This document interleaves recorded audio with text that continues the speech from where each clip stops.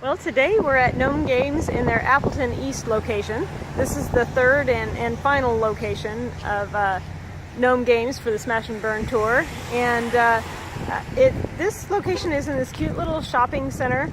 Appleton is kind of a more, I guess I want to say kind of an upscale town, a more affluent town. So we're kind of interested in seeing what differences that might create for this location of Gnome Games. So we're getting everything out of the van and we'll be set up soon. We're getting started. We have a fan who showed up with a copy of Castle Panic, so Justin's signing that. Sure. That makes me very happy. Officially have all of the expansions. Yeah, we just picked up the Engines of Siege just now. Nice, excellent. That one changes the game a lot. I think you'll really dig it. Well, these other ones change the game. Oh yeah, too. yeah. We were very confident in the first game, and we got all of them, and we're like, we're not so confident. Yeah, exactly, right? Oh wait, maybe we should slow down. Yeah, exactly. Yeah, it's still going to try and kill you very hard. Yes. Which I think you'll like Hot Shots too. It's the same idea. It's still going to try and kill Yeah, us actually, all. I was a volunteer firefighter for 3 years. Oh, so I'm this really excited to try may ring a this bell then. Let's get you guys in. So now we're going to get our first game of Hot Shots going. Get you all set up. All right, so this is Hot Shots. This is a game based on wildfire fighting. You are a team of Hot Shots, which is the name of the actual crew that goes out and fights wildfires, and you're going to try and put out this forest fire. The only way to win this game is to take out all of the flame tokens. If you can do that, you win because you put out the fire. However, if 8 tiles ever become scorched, which looks like that, you lose the game. Too much of the forest is burned. And you will also lose if your fire base ever gets scorched. That's the end of the game instantly, game over. So there's your goal, put out the fire, don't let too many places get scorched. What you're going to do on your turn is there's a little order of play 1, 2, 3 there in front of your player card. It tells you what you're going to do, which is move up to 2 spaces, fight a fire, and then draw a fire card. So that's what every player is going to do on their turn. Movement is just like it sounds. You've got 2 spaces you can move, 2 tiles that is. The only exceptions to that are you can't move through the lake because it's a lake. It says no feet on it, just in case you were wondering. And then right next to it, you've also got rough terrain. So this terrain is too hard to move through. It stops your movement as soon as you enter. It really, the best way to think of it is it takes all your movement to go in or out of that rocky terrain. The other rule is if you step into a place on fire, you have to stop because you're in the middle of a fire. You can't go through fire. You can, on your next turn, though, leave, and you can even go into another space that's on fire. You just can't go through a fire in one turn. That's not allowed. Once you're on a space that's on fire, it's time to fight that fire. And what you're going to do is roll dice to try and match the symbols that are on the tile that you're on.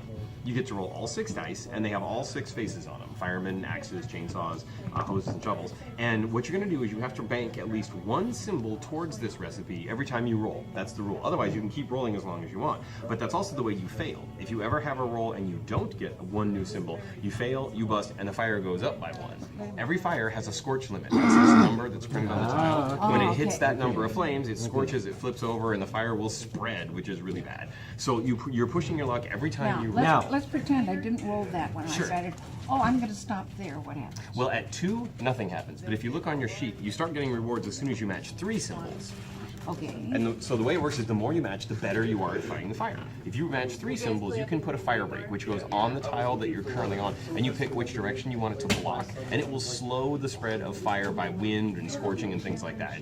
Just like in real firefighting, it's a big dirt trench they dig, so the But fire these are not cumulative. In other words, on her turn, and then it goes to her, she starts all over. Oh yes, everyone's rolling completely new, yep. They're not cumulative. Right, exactly. So now, because that engine with the dice is so tricky in terms of it's really easy to fail, we have a built-in way to help you. If you bring a friend, you get what's called support, which means, okay, let's say you did that first roll where you had these 2, and then that was your 3rd roll. Normally that would be bad, but with someone to help you, you get support, which means you don't have to take the bad roll results. It saves you from failing.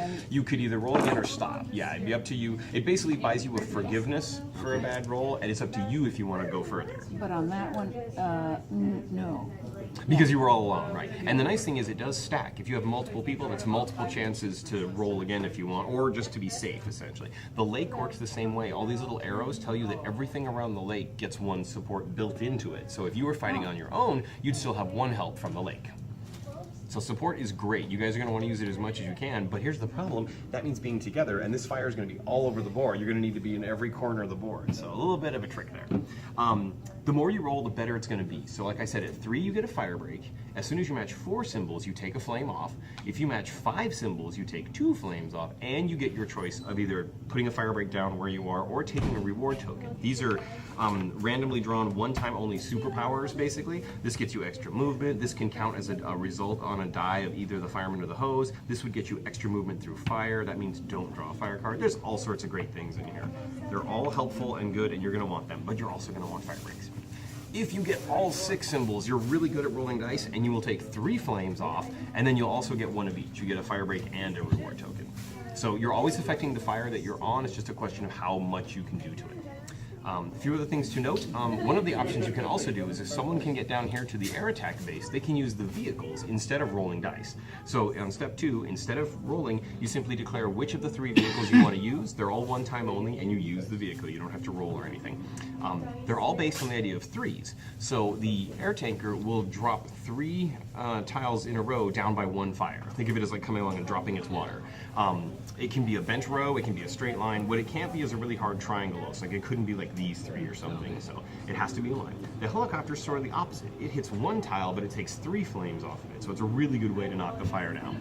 The last one is the brush rig, which lays out 3 fire breaks in a row anywhere you want on the board. So it just gets you anywhere, and these all work anywhere on the board. And you also move with the vehicle. You're going to get to travel and be where the vehicle does its effect. So you're going to get some free movement, which is really helpful when the board is on fire and you can't get anywhere. So vehicles are great, but remember they are one-time only. Yeah. For example, if you use the plane over here, you would fly along with the plane, and you'd either be at the start or the finish of the plane's travel. So you automatically could be halfway across the board by using the vehicles. So good stuff there.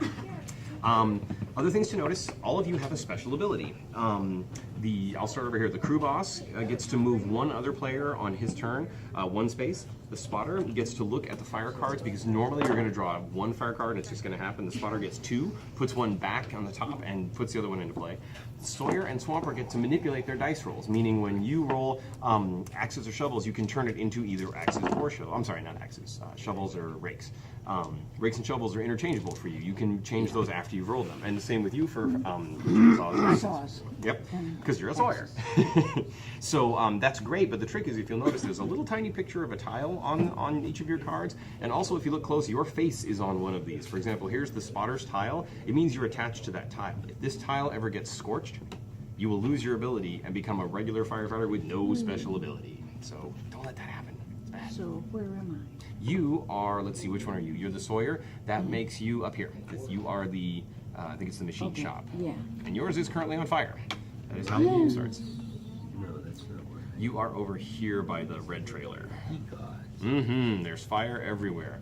That's why they called And then you. they have these fire cards. Yes, because at the end of every player's turn, you're going to flip over a fire card, and it's going to show you how the fire grows or spreads or whatever. There's a whole bunch of different symbols I'll explain when they come up and how they work. Okay. But basically, fire is going to get worse. There's nothing in there that makes the fire better.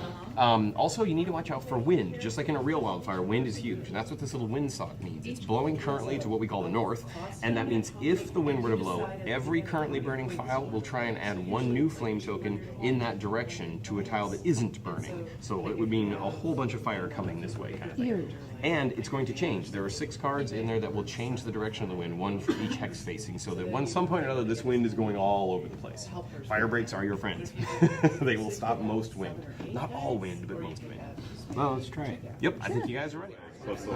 Just want to get a little bit of video of Kaiju Crush going on here. So we've got 4 players battling it out, and we still have our intrepid team of firefighters over there trying to beat the wildfire down. So initially this group was a little reluctant to fight, but now they've gotten into it, so it's a lot of fun.